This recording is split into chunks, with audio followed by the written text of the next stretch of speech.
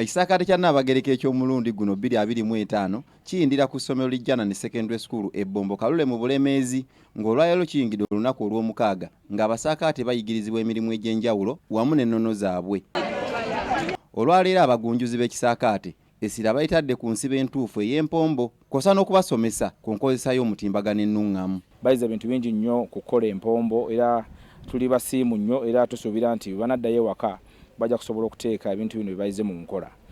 Olwaleero era tutadde essira kubanga tubayigiriza butya basobola okukozesaamu emitimbagano naye nga tebakoseddwa bulamu bwabwe. Olw'ensonga nti guno omwaka tutambulidde ku mulamwa ogugamba nti okwanaganya obuwangwa bwaffe ne tekinologiya, so n'olwekyo libadde essomo kkulu nnyo abasaakaate tebayiseemu olunaku olwaleero okusobola okusigala nga bakuuma obuwangwa bwaffe n'ennono. Akulembeddemu eddimu ly'okubangula abasaakaate bano Yunusu Sseruwooza agamba nti abasaakaate bangi babadde tebamanyi ku nsiba mpombo entuufu era asuubira nti ku mulundi guno abaana baganyuddwa bya nsusso. Abasinga obungi babadde tebamanyi njawulo ya ndagala nga bo balowooza buli lulagala lwonna n'osobola okulukolamu oluwombo.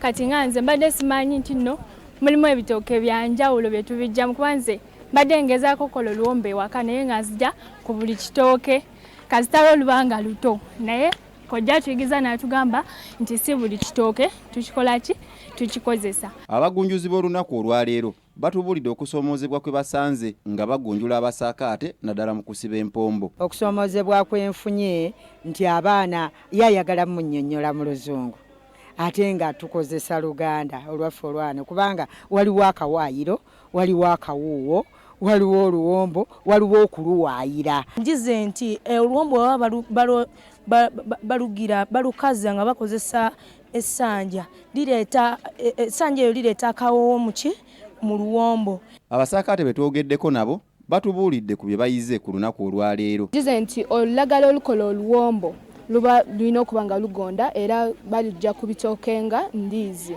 Kati we tuba tusiba oluwombo lwaffe luno tuteekako olulagala lwe tuyisa akawaayiro. Luno luyambako supu waffe obutayika. Mu luwombo luno ng'ogenda oddukola osooka n'olwokya ng'okozesa essanja ne lugonda. Okusima mayi Nnaabagereka kukuterawo kisaakaate kinayigire ebiggayi kyonjigire kukola luwombo. Ab'ekitongole ky'ebyempuliziganya ki MTN nga bano bavujjirizi b'ekisaakaate be bakulembeddemu okubangula abasaakaate ku bya tekinologiya.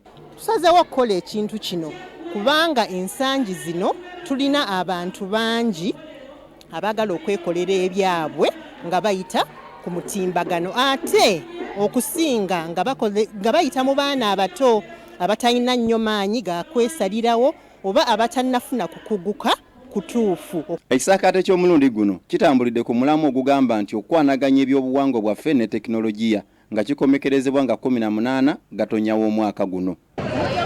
Muhammad Katabira, BBS Telefayina.